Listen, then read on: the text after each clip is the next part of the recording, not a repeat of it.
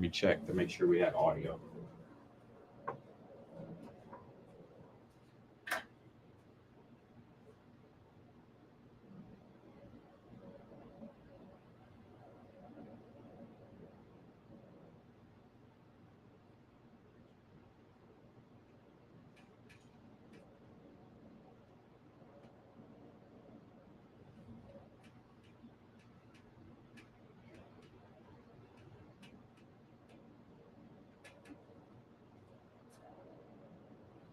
Okay, George, let's do a test.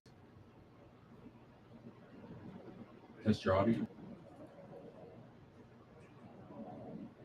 Speak. Test. To your Chips and Salsa show. This is Don Jose Aracran here at our studios in Central Phoenix. Um, we have the studio. This is our headquarters. It's close to the Dream City Church, so that kind of gives you an idea of where we're at. Today is going to be a great day. Today's going to be a great day, June the 18th. Another show. We have two great guests today. We have Jerry Sheriff running for sheriff, and we have Shelley Boggs running for county superintendent of education. So there they are, and they'll be speaking here momentarily. They're very good candidates. And, our other guest who was scheduled to be here, Renee Hamade, couldn't make it. Our two guests here will be on our show. Today, I have the privilege of having Jacob Chacon from Turning Point USA. It's Turning Point Action, so I'm a field representative for Action for Camelback region, which is healthy 4 feet and 9. So for Paradise Valley, Scottsdale, North Phoenix, 10th year West Mesa, we've got all of so I'm happy to go. Yeah, because Cheryl couldn't be here today. She has a prior engagement. But Jacob is going to be a right-hand man with him. And he's going to help me co-host this program. So without further ado, I'm going to introduce Shelley Boggs and let her introduce herself. And we'll introduce Jerry Sheridan. Ladies first. Ladies first. My name is Shelley Boggs. I'm working for Maricopa County School Superintendent. Just a little bit about me. I've been in the education arena for 20 years. As a classroom teacher, also as a school board member in the state of Arizona, and I got involved in politics when I saw all of the corruption going on as a teacher in the school district. In order to fix that, I out and ran for school board and cleaned up a lot of corruption in a very large school district. We oversee all the CTE programs from Cave Creek all the way into Santan Valley. There was a lot we got to clean up, and for this position, I have lots of plans, lots of data that I can change. For this position, just from you, from here, from you. And Jerry. Thank you for having me. So I spent 40 years with the Maricopa County Sheriff's Office and joined the volunteer in 18. And 40 years later, I provided as the chief deputy, which is the highest ranking position. For those that don't know, the Sheriff's Office is the fourth largest in the country. We cover 9,224 square miles. Population of supposed to have about a little over 4,000 employees with about a $550 million budget. And I had the opportunity to run those jails, which is 75% of the operation. And the last 6 years I spent as the chief deputy, which is over the rest of the operation. But when I first started out, I was in a patrol car. I spent 17 years in a patrol car. 17 years. 17 years in a patrol car. And I loved my job.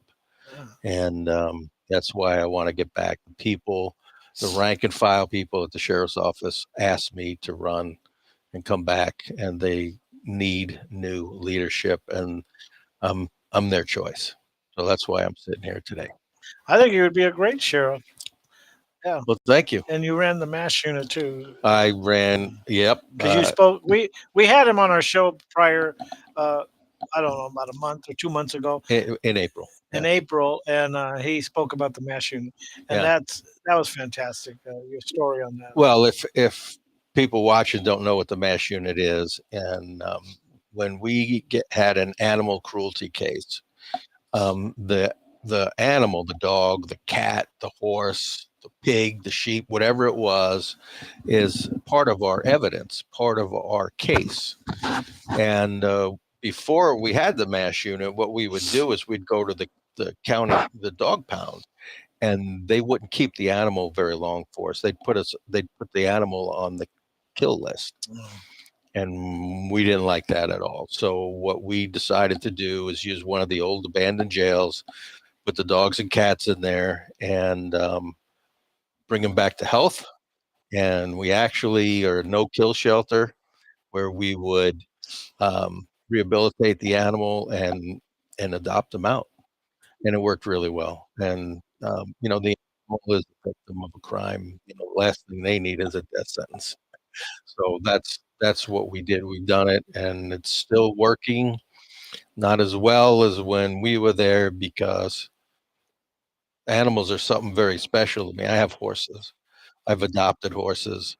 I've adopted dogs. I have an 85-pound Airedale that we went to Santa Fe, New Mexico to get.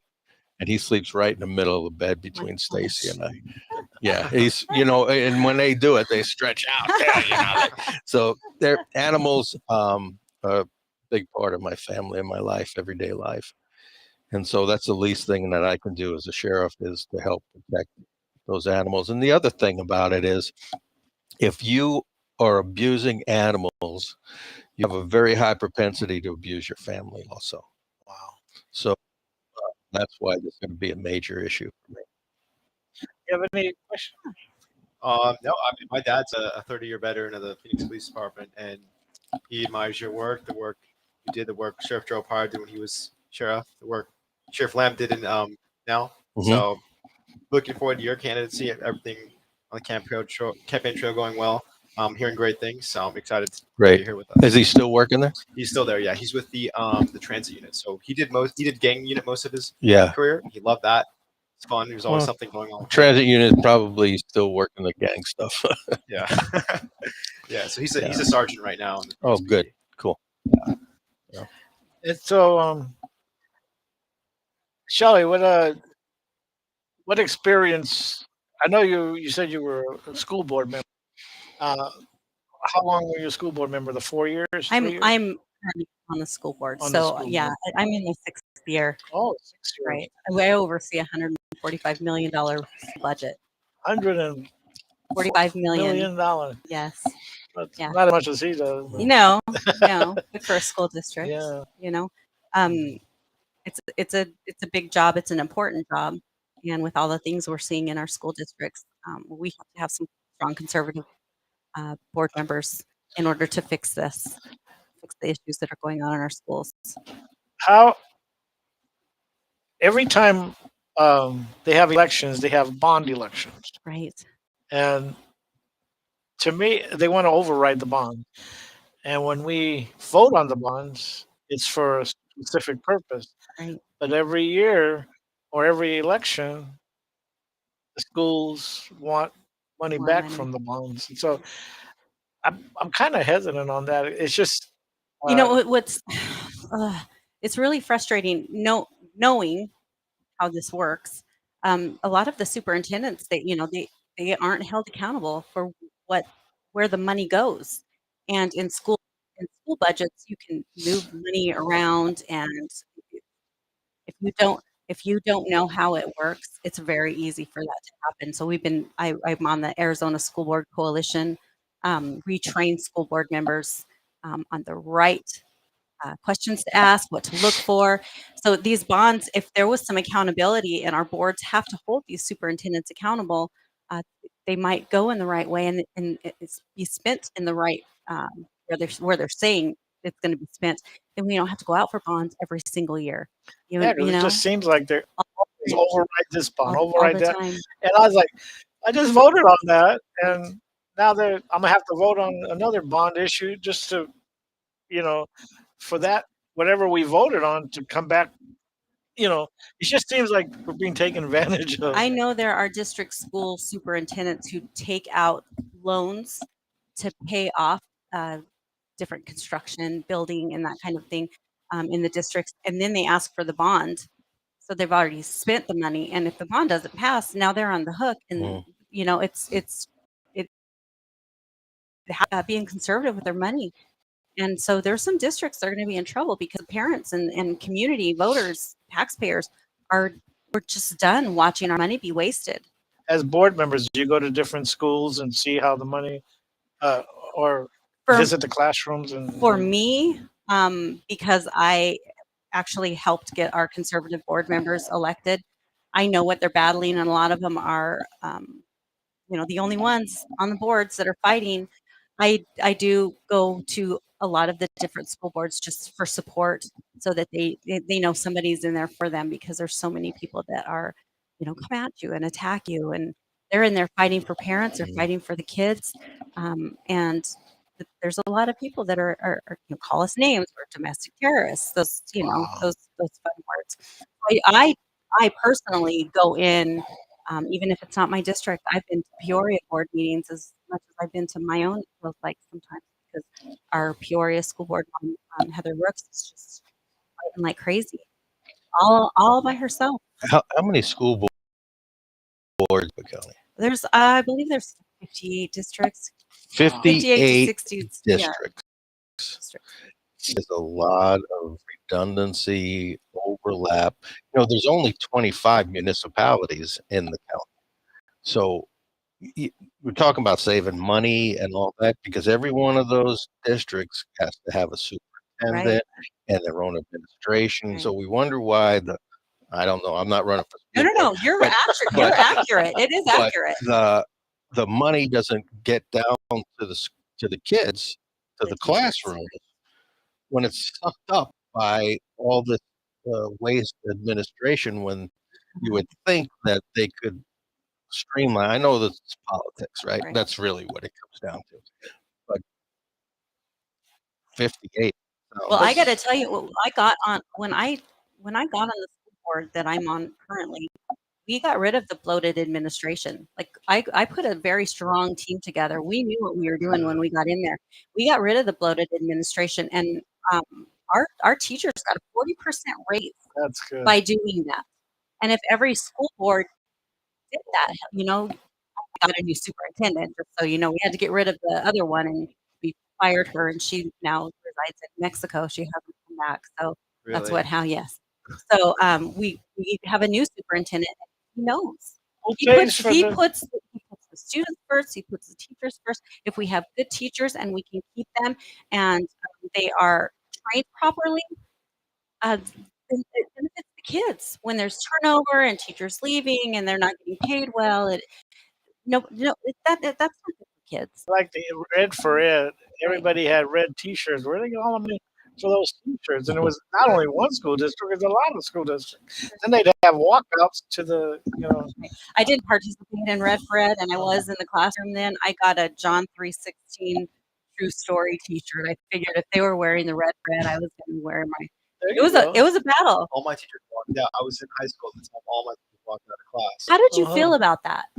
I felt confused about the whole thing. Right. I was a junior or senior in high school. Right. And it was an ongoing thing, and I lost classes. The important lectures that especially for my three classes I really wanted to go to, but he was just walked out of the room. Right. So these teachers, when they were coming at me because I wasn't supportive of it, I wasn't doing all of the walk-in, walk-outs, whatever it is that they called it. I told them, have you spoken to any of these students? Because the seniors and the juniors were very impacted by that. They're the ones that came to me worried, like, what's going to happen to my scholarship? Athletes, am I going to get my scholarship? When am I going to be able to go to college? Like, they think of, and that's what I asked right them. around graduation and Right. all the testing, the state test, the AP testing, Right. for our college classes. But they didn't care. This is for the kids. No, it's not. Right. That was not for the kids. So I got my John 3:16 red. I got it red, so I matched the color. It just said John 3:16. That's cute. I like that. Oh, but that's ridiculous sometimes, what these teachers do, what the schools do. Um, I just I'm hoping that get more school board members like yourself and the group that you had formed that will make a difference in school districts. And we're working hard to get to take over the majority for these school boards. But man, we've especially this election, like we're saying it might be like 3 pages long of ballots, Mhm. 2 for sure. They're at the bottom of the ballot. Like we cannot let people, you know, just work, vote at the top ballot and then let it go at the bottom. Those are our school boards. That's where it counts. They're yes, they're the ones that are going to make the change. Yep. Our state superintendent can only do so much. Maricopa County School Superintendent can only do so much. Lend support, be an influence in there. But without our school boards, the change just sits there. It has to be done, and we have to encourage everybody to vote I for your think school boards. you would do good in the school board. You would bring change that they need. Or Absolutely, as superintendent, I mean. superintendent. Yeah. Yeah, it won't take me long either. I can do it quickly, Okay. very quickly.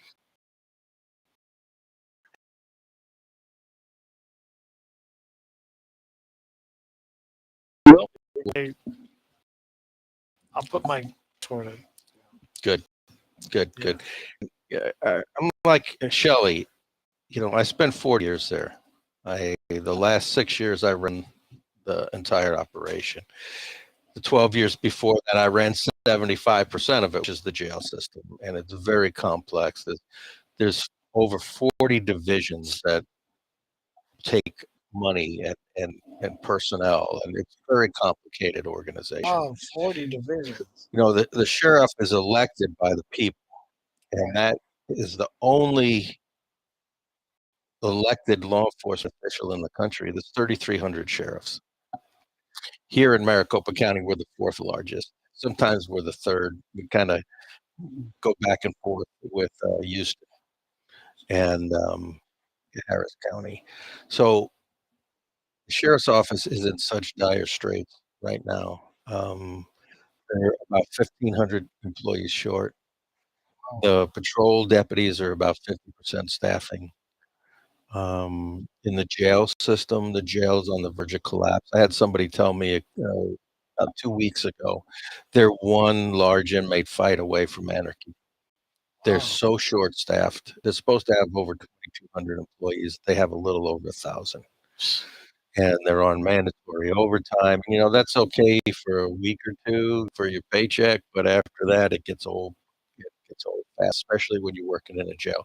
It's a very tough environment to work in because you're constantly with the felons, and you can't get away from it. Because I was a detention officer for a short time in the beginning of my career, and that's one thing I realized in a patrol car, you could just get in the car and drive away. But you can't do that when you work in the jail. It's a tough job. It's a great job, but it's also probably one of the most important jobs in the criminal justice system because without the jails, we have no place to put the bad guys. Jerry, 18 years old, is that the age? Yes. Okay, so EVIT, I'm on the East Valley Institute of Technology Mhm. School Board. We train students, and they can't go into law enforcement until they're 21. Right. So they're being trained, and we work with their The sheriff's sheriff. department Mhm. to help. Um, That's help build. it's a great thing to do. I taught at the community college for 22 years, and I had a lot of my students become either sheriff's deputies or detention officers. It's very satisfying, as a teacher, right? Right. It's very satisfying to see them. I was able to promote a couple of them, after they've been there for a while. It's important because there's no shortage of young people that want to get into law enforcement or the military. They just don't want to work for a weak leader, Right. and I agree. that's what I bring to the table. Not weak leadership, but I bring to the table leadership where people want to come work Yeah, they for me. want to work. They For And young kids, everything's so demonized. Like you have to hate each other, hate yourself. Your color, skin color, all of that's important. when they do something that helps them feel accomplished, that's when the change happens within them. Mhm. And so bringing something like that to and being able to be a part of things that can Mhm. change and that's where the self-esteem comes and empowerment for these kids, and it's lacking in the schools. And so Yeah. I know at even we focus on the empowerment and making kids or building self-esteem so that they can go into work for these Mhm. organizations and be And successful. believe me, we need the help. So Penzone left. He Yes. didn't complete his term.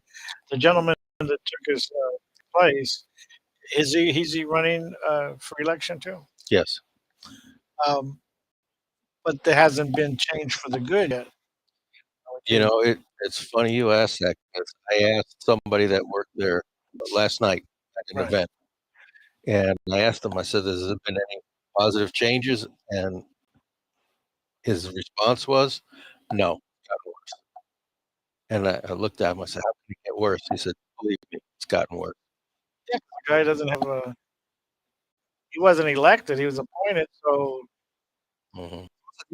I heard he changed his party from Republican to Democrat. He was a Republican most of his life. Changed his party Democrat to get appointed by Right. So I think it was a Monday night in November.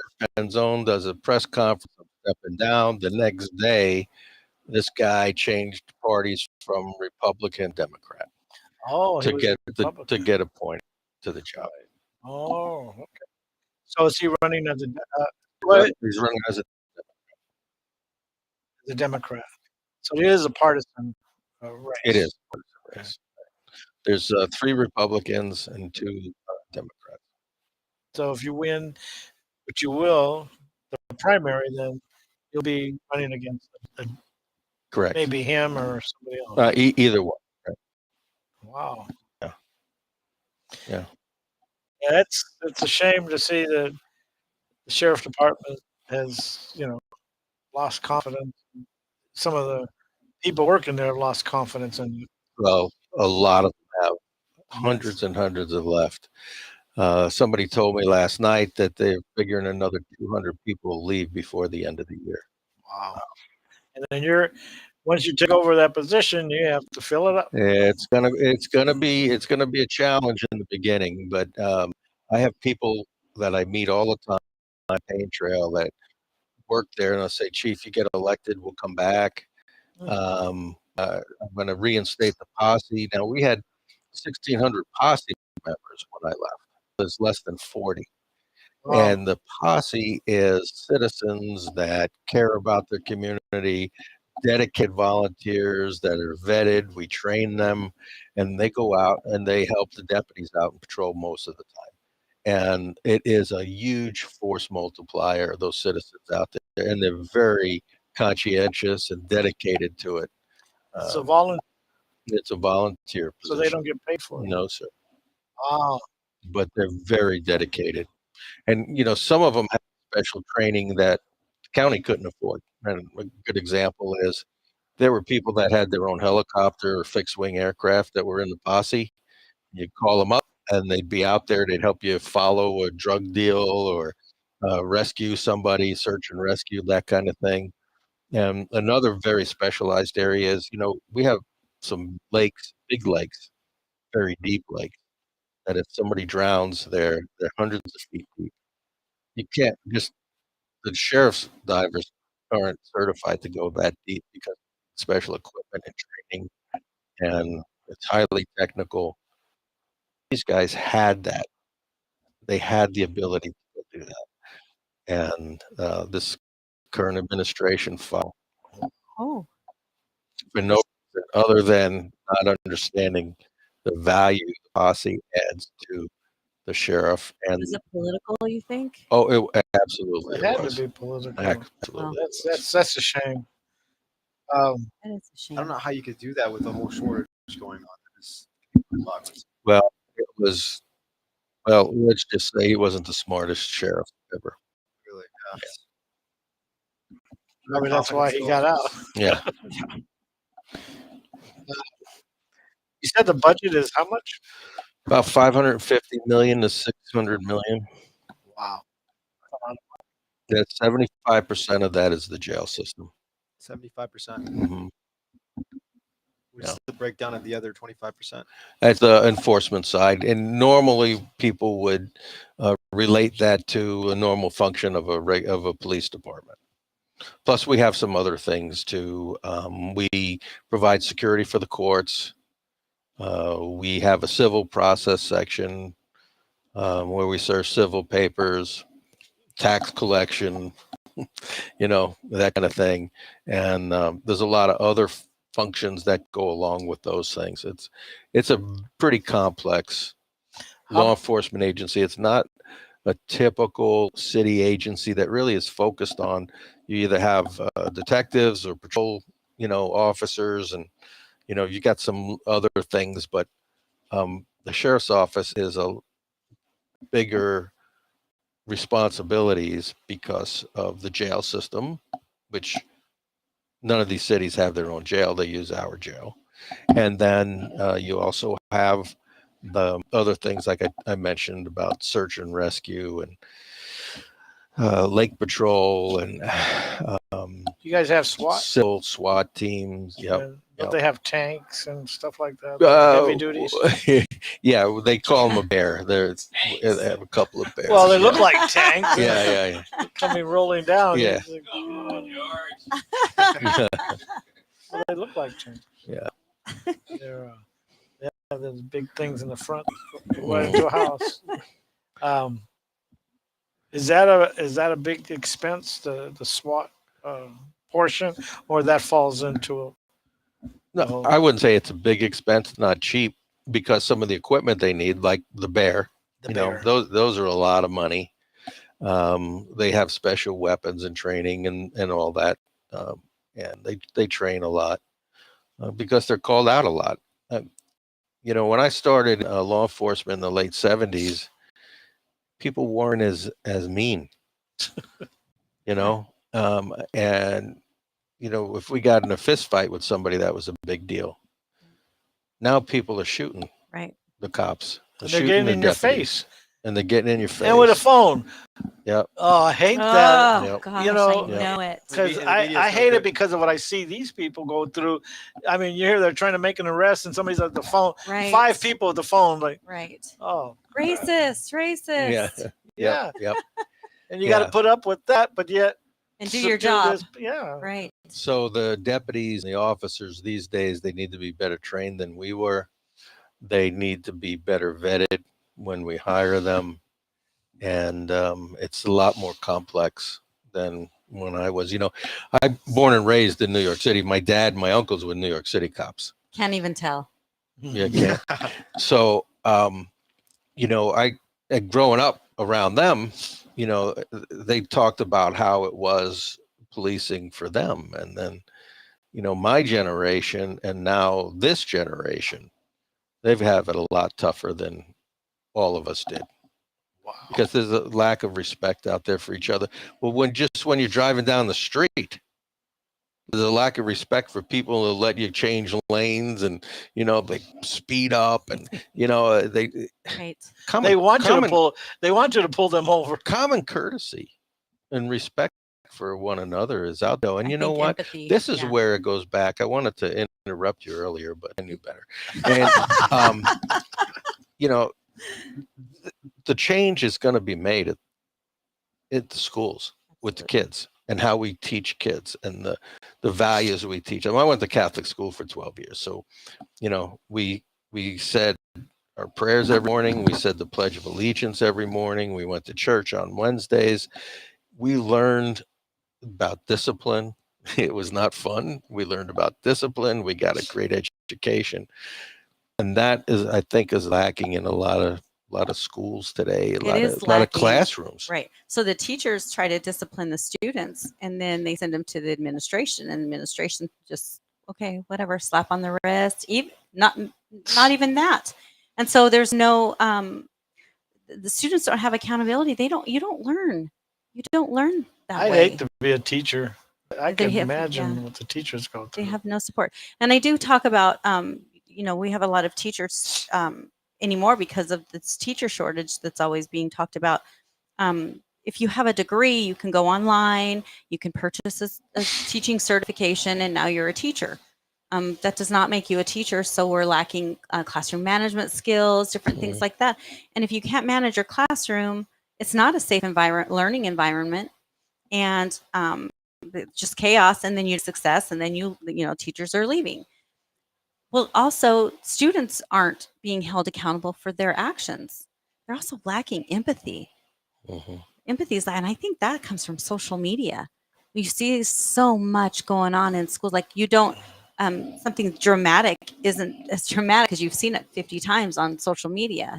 Something that's violent or whatever. There's no empathy in there. So, And I think parents, they don't take the responsibility that our parents, like, we had to answer for whatever we did. right.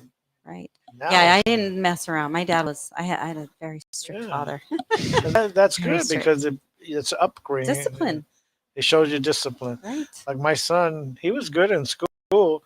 Now he's in the army, and he's pretty good in the army because he's in special ops now with Fort Huachuca. Uh, he's climbed up there. I think he's going to be a master sergeant here in '85 or 2025, and he's pretty sure that he's got that kind of wrapped up. Cool. Because of what he's doing in the military, his job, and It's probably secret. You can't say. Yeah. He says he's got an 85% chance to be master sergeant. Well, Nice. And he married a drill sergeant, so she's yikes. Oh, tight ship. Do they have children? She does. She's had 3 kids, Okay. and he got a ready-made family. But her father, I don't know if I told you, her father was a sergeant major, and her mom was first sergeant when they retired. So sergeant major, the only one higher than him is command sergeant major. Mm-hmm. So he was sergeant major, and his wife was first sergeant, one below him, and they both retired there. And so their daughter now is a drill sergeant, and military police is her. Okay. MOS. Yeah. But I think he was telling me that the Army is going to downsize military police because that recruit is down.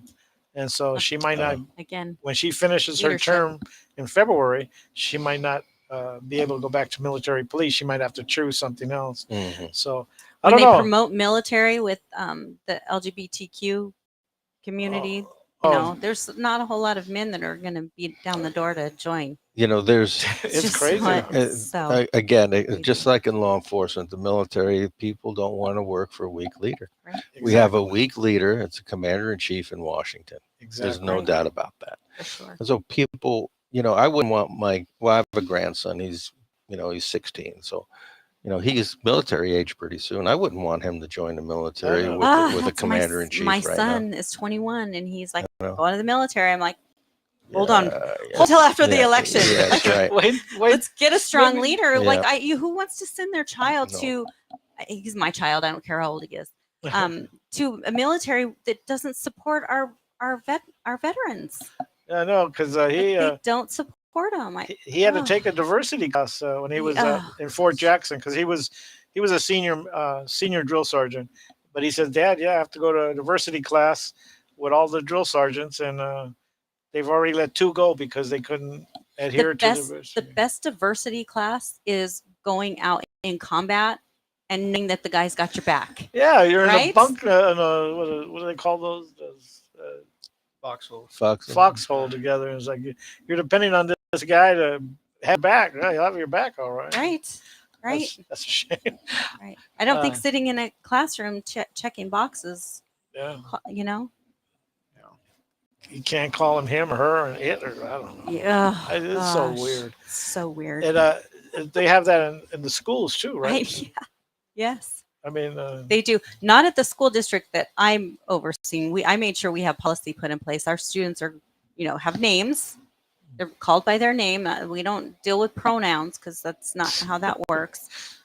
We also don't have like the racism, skin color, like anything dealing with that. I made sure we have policy in place. We've stayed ahead of half all of my of family it. is black, and half of them they're light skinned brown. I never got raised with skin color. Mhm. It was like, I just treated you the way you treated me. Right. And all of a sudden it's like everything is racial now. Right. You guys must really have it bad. I mean, Well, I police saw a officers. big change when Obama became the president. Absolutely. That's when it started. He was supposed to fix this, Yeah. but he didn't. He made Made it. it worse. He made it. He put it back on Steroids. top. On It took steroids. decades. It took decades for us to get away from, the racial things of the 50s and 60s, and then all of a sudden, nobody was talking about it anymore. And then Barack came becomes back, the president, and bam, now it's front and center, and it hasn't diminished. It hasn't. We're the gotten melting worse. pot. Everybody, like at one point, like everybody's accepted. I have my brother-in-law is black. My dad's Hispanic. I have a granddaughter that's Asian. Like we don't. And then when you say I don't see color, they're like, that's racist too. It's insane. I just, Insane. I don't know. I feel sorry for the police officers because they see it in, day out, and it's just they have to have cameras to protect themselves Mhm. because all the people have their iPhones. That was the big selling point when cameras were first invented. The body cameras was, they're going to be used 90% of the time to exonerate the officer, and that's Right. a fact. Yeah. Because a lot of people were making false accusations and all that, and so that's the body cam, and that has changed that, and so it's a little bit easier with those. I wish I would have had a taser when I was a new deputy, because I weighed 140 pounds when I graduated the police academy, a little guy, and having to fight people, a taser would have been nice once in a while too. Did you have pepper spray back then? Yeah. Well, we didn't have. We had OC spray. It was mace. It wasn't pepper spray. It was mace. It's kind of acted differently than pepper spray. I think pepper spray is a lot more effective. But the problem with that was It would get you really didn't want to use it because you're going to get a face full of it too, Right. Yeah. right? Yeah. And then everybody else that came to back you up, they were pissed because now they've got it. Yeah. So how many times did you have to get sprayed in the face with it? Once in the academy okay. for the mace, and Okay. then when we transitioned, I don't know, 20 years later to the OC spray, then they had to spray us all again. But did you ever have to get tased, or does that come after? No.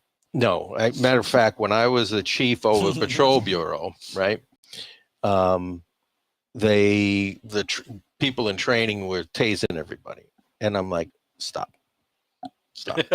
When there was a guy, he was a sergeant, a big guy. He's like 6'6". He was a drill instructor in the Marine Corps, right? Tough guy. And he came to me one day and goes, Chief, and I'm looking up at him. I go, yeah. He says, if I ever have to be tased again, he says, I'll quit first. Oh. And that was like, okay, maybe we should just show him the video, right? Right. We don't shoot everybody to see how a bullet feels, right? And so let's just show them the video and talk to them about it. Let's not tase each other anymore. And so I stopped that craziness. Yeah, I used to work in a factory years ago, and we used to have to ground test these ovens as they came down with a stick. It would actually shoot voltage into the thing, and the light would turn on if there was a ground in the unit. Mm-hmm. We used to shock each other, and it would shock you. It's like, you get used to it, but I mean, tase is even worse than that. Your dad's law enforcement? Did you Yeah. say? Has he had to be tased, like in training? I feel like I don't think so. He's never mentioned that to me specifically. I feel like I would have asked him when I was little. Yeah. Yeah, have you ever got tased before? Yeah. Well, taser was giving away free tasers. You had to take like a 20-second ride. Oh wow. Yeah. 20 seconds. Whoa. Because they were doing testing on the physiological reactions of the body to the taser, and the bigger and stronger you are, the better it works on you because it works on your muscles. Oh. So the more And muscles you have, the more muscular you're. yep, the more they're going to lock Oh. up. Oh, wow, Yep. okay. So there was a video of that guy I was telling you he was tased. He fell over like a tree. Wow. Yeah. Wow. Yeah. It's not good. But you know, it doesn't work on everybody either. Oh, it doesn't? No. If you're an electrician, sometimes electricians, because they're used to getting, Zapped. zapped Right. all the time, it doesn't is I not got as zapped effective. so many times. The probe's got to be so far away. Yeah, if and you that's got different. if you got a jacket on or something. Ah. But here's a fun story. There was a prisoner, an inmate in jail. In intake, he was fighting with everybody. One of the officers tased him, and one of the probes hit him. The other one fell on the ground, so he went and picked it up, and he completed the circuit, and he Oh. tased himself. Oh. So, Yeah. Wow. Yeah, that could hurt. And then you're shooting it right here in the chest. We used to just go like that. We get shocked, but it was over here. When you tase somebody, you go for the chest, right? well, yeah, it's the shoot center of mass because the further you get away, the further those two probes go. Oh, right. You They know, shoot out. so I wouldn't want to get tased. No. Get that. Yeah, I don't want Or to even maced. I've never been maced, but I've never been tased either. But I've been shot. But that's about it. well, that's No, good. But that's good. I've been a good citizen. Yeah. Yeah.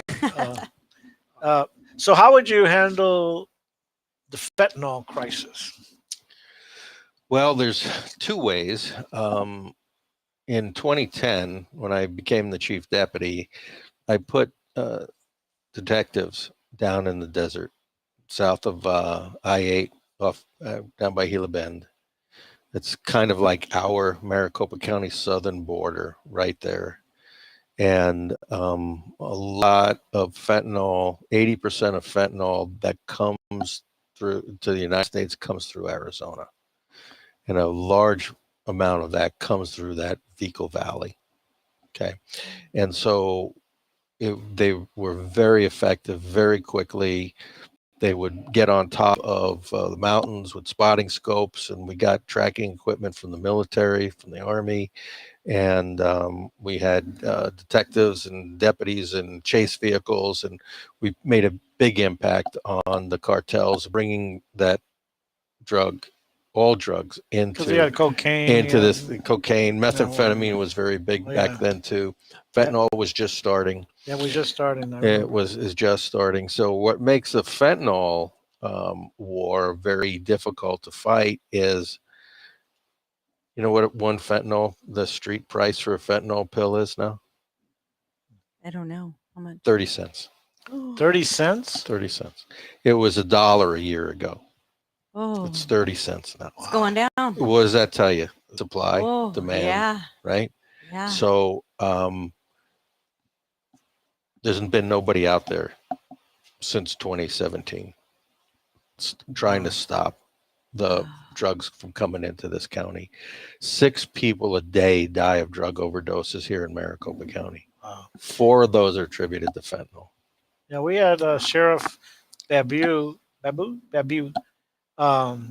He spoke one time, and he was saying how you guys have some kind of agreement with other sheriffs if you needed more sheriffs to come in.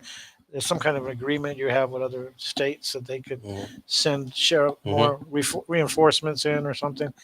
He spoke about that because he was talking about the borders, and he said we needed help. We could request it, and it's kind of that was a long time ago. It's kind of a formalized mutual aid in the sheriff's duties and responsibilities.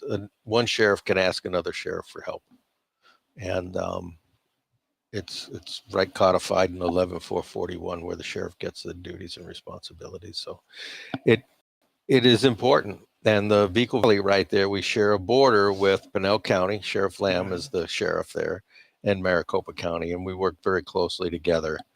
At least when I was there. I don't know what's going on now, but and we will again. And it's an important issue because it affects all of us.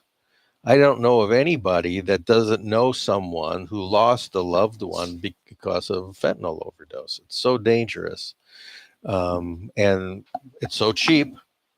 That's why people are still willing to take it, because they can get a 4 or 6 hour high from 30 cents. It's a lot cheaper than heroin and methadone and you name it. Wow. That's awful. That's And they have a huge crisis in the jail system with fentanyl. really. They have averaged 49 deaths a year in custody since I left. Now, just as a comparison, when I was in charge, we averaged about 7 deaths a year, and I thought that was 7 too many. It's the sheriff's job, sheriff's duty to take care of people, whether they're out in public or whether they're in his custody. The care, custody, and control of those 7, 8,000, 10,000. At one time, we had 12,000 inmates in custody, and it's the sheriff's job to make sure those people are taken care of. And don't forget, 80% of them in jail haven't been convicted of a crime yet. They haven't gone to trial yet. So they're not guilty. It's not like a prison system. Everybody in the prison system's found guilty of a felon. They're all felons. But in the county jail, that's not the case. Only 20% of the inmates are convicted, and they're usually misdemeanors or very low felony crimes. And those were the people that we put in tents. We didn't put people that hadn't been convicted yet in Tent City. So I'm going to bring some type of similar housing to Tent City back. Well, some people Nobody said wanted to go to Tent City, they said that which after is the purpose, that right? was the purpose. Right. and then they would thank you afterwards for what you put them through, and it was like, it's crazy. didn't have like you it. heard of Tent City? Oh yeah, I remember being Okay. young watching it on Fox 10. All the whole pink underwear The thing, pink. everything. Yeah, my dad Yeah. talked about it. Told him, yeah, no one wanted to go over there for sure. No, No. which is the purpose. No, I talked to somebody 2 nights ago at an event. He came up to me and he said, "Hey, I spent 6 months in Tent City," and he said, "I was a drug abuser. I was on my way to an early grave." He said, "I was allowed to be part of the Alpha program, which is a drug and alcohol treatment program we worked at Tent City." And he says, "I came out of there and I have been clean and sober for 16 years. Wow. And I was looking at him. He looked like Arnold Schwarzenegger. He was a big muscle-bound guy. He's not a typical guy you think of a drug addict, right? And so he was like, "Thank you for having that." Yeah, it was a deterrent. It would for the ones that went through it. It was like, hey, I don't want to come back to this, and that would some straighten out their lives. I guess. consequences sometimes redirect you. Well, Right. that's part of the Now, problem. there's no There consequences. are no consequences Right. right now. There's no consequences in Yeah. school. There's not, and Mhm. I get nasty emails, when we send out, my campaign will send out 30, 40,000 emails right now. I'll get a couple back. "You racist SOB, you abuse people in Tent City." Come on, man. They're talking points from somebody else. Oh, not, yeah. Not something They have no clue. They have no clue. That was the thing. Sheriff Joe made it sound like it was really bad there. That was his thing, right? But most of the inmates, a vast majority of them, wanted to be in tents as opposed to locked in a cell in a hard facility. They were released outside. They got to hang out with their buddies. They could get out of the heat in the day room. They could stand under the shower all day if they wanted to. And most of them worked. They either worked in the laundry or they worked in the food factory. And if they worked in the food factory, they ate great food because they cooked it for themselves and they got as much as they wanted. And so some of them were able to work 2 for 1 if the judge sentenced them. So where they can, as a working inmate, they can get credit for 2 days for 1 day they worked. They could get out sooner. And it was a great program. We taught people how to take job interviews. We even had a charity come in and get us suits and things, fill out a resume. You'd be surprised Wow. how many people had never had any training to do that to get a job. And the number one thing for people not to come back, and that's what Tent City was all about, Right. is get them employed. Find them a job, and they're less likely to recidivate. And I think that's part of the sheriff's job too, is to prevent crime by turning somebody around early on in their criminal career, so they don't wind up in prison. And Didn't you have some in the MASH unit too? The oh worked yeah, in the we MASH? had the women working in the MASH unit Yeah. with the cats and dogs. In the beginning, we had men doing it, and that was not good. They Oh. were abusing the animals, and Oh, that's bad. so that's when we decided to use the female inmates, and a lot of them they were trained how to groom animals or to be vet techs while they were there, if they were there long enough, and they would get jobs. And Yeah, again, I would that was always a imagine. big focus. Um, Thelda Williams. Did you ever have her on your show? No. Thelda, she passed away last year. I was devastated. Thelda worked for me for 12 years. She was our program coordinator, and she was the mayor of Phoenix a few years ago. And these were her programs. She really built these programs into something really special. And unfortunately, they're not what they used to be because the current administration doesn't really pay much attention to it. And I can tell you, when I become the sheriff, I will pay attention to it because the sheriff's jails are not there just to house people. Let's try and rehabilitate them Rehabilitation. if we can early on in their criminal career, not when it's too late by the time they go to prison. So we have 10 more minutes. Could you talk about your campaign, how people could donate to your campaign, how they can volunteer for your campaign, how they can put out yard signs, whatever? Okay. Yeah, there's a lot of ways. My website is Sheridan number 4 Sheriff 2024.com, and you can volunteer. You can there's a link on there to get a yard sign. We'll have it delivered to your house. And those are really important for all candidates that you support, is to put a yard sign in their front yard, because a lot of us have the big signs on the streets, and I don't think very many people pay attention to those. There's so many of them these days.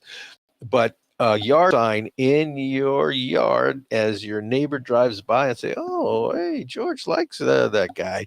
So they pay more attention to it. So it really is a big bang for your buck. And you can do that. And on my website, it's got a lot of nice, cool videos. If you're bored at 2:00 in the morning and you have nothing else to do, some of the things that I talk about here today, I have a great video about the Vico Valley I did with Sheriff Lamb about a month ago.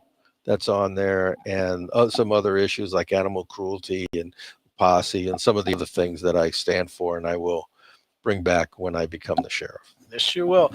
Yes. And Shelley, you want to give information about it? I wanted to say I've been grassroots, like true boots on the ground for years in education, all the way to fighting against the sex exploitation of our kids down at the Senate, supporting Senator Hoffman's bill. I work with Riley Gaines has endorsed me, fighting for women's rights and protecting our girls in the schools. And so I just wanted to mention that I'm really honestly the only candidate that has been this involved in fixing our education. Because if anyone else was involved, I would have known their name. I would see them Right. down there. So I wanted to mention that, and also along the lines what you were talking about with rehabilitating and catching things earlier. On the board that I serve, the EVIT governing board, we started a foster program for the aging out foster kids to prevent Mm. that from happening in their lives. So teaching them a trade. Also, I got a bill passed for the entire state of Arizona for an associate's degree to be attached to our career and technical education programs. Those are things that will help, keep these kids out of jail. So I want to bring that. We need a superintendent that just, it's rock solid. And I dig in. I'm action. I don't have all the fluffy words. I'm not a politician. So, but what I have done is I have proven myself with actions, and I that's can bring that culture and that change into this Maricopa County Superintendent's office. So my website is bogsforschools.com, and you can contact me, volunteers. Yes, our fans. Um, like Jerry said, you can donate. All of us need help with that. Donations. donations go a long way, and the candidates run for office. So if you can donate to both of these candidates, they're great candidates. And like she said, we'll have it posted on our website. Thank you both for coming on our show. Uh, one thing, when you do win the primary, will you come back? Oh, absolutely. Okay. No, I don't think so. As long as you have chips and salsa. We'll have chips and salsa. Man, am I a sucker for that. Yeah. Do you want to say something too? We only have a few more minutes, but we know why you're running. We know what you would want to do in office, but I think a really interesting way of looking at it is when it's all said and done, after you finish your terms and your old age, what do you want to be remembered for? What is something you as a person personally? How do you want to be remembered? Whether it's on your obituary, by others, the community, the state, your families. What do you want to be remembered for? So, thanks a lot for coming on our show. Well, wait. Answer the question. Go ahead. I got to answer that. Yeah. That's tough. I want to be known as a kind, compassionate father, husband, grandfather first, right? But as a public official, I want to be respected because I honored everybody, and I taught my deputies, detention officers, to treat everybody like they would treat their grandmother. So treat everybody fairly and do the right thing all the time. Honesty, integrity, these are things that aren't just words to me. I've lived them. And unfortunately, a lot of people don't realize that most vast majority of us in law enforcement feel the same way. For me, I think it would be just I've always wanted the change in education. But you're not going to grow old. Listen, I have 7 grandkids right now. Really? Yes. Oh my God. So that's part of this too. I want my family and my grandkids to know that I did everything I could possibly everything, right down to being attacked verbally, like all the time, to bring this change, to make the change possible for them to be able to learn, and for kids all over the state of Arizona. It sounds like you've done a great job. Thank you. So Thank you. I know you would be a great superintendent, and you'd be a great sheriff. Thank you, George. I'm going to hold you to that. Thank you. Yeah, And we'll come back for some chips and salsa. Good, because I'll invite you guys back. Okay. Watch your kids around water. Watch them around the pools. There's too many accidents happening around pools now. Be a responsible parent. Be a responsible guardian. If it's your property, watch whoever's in the pool. Don't leave your pets or children unattended in the vehicles. It's too hot. And be responsible. Have a blessed weekend. Next week we have Kerry Lake on our show, so don't miss that. And we'll have Jerry Sheridan back on our show in the future, and we'll have Shelley Boggs again because they're going to win their primary. Yeah. Yay. Thank you very much for being on the show. Thanks, George. And thank you. Thank you so much. All the way Thank from you. Denmark. Hey. We got a viewer Thank from you. Denmark. A viewer from Denmark? Oh, nice. Yes. All right. So thank you again, and have a blessed week.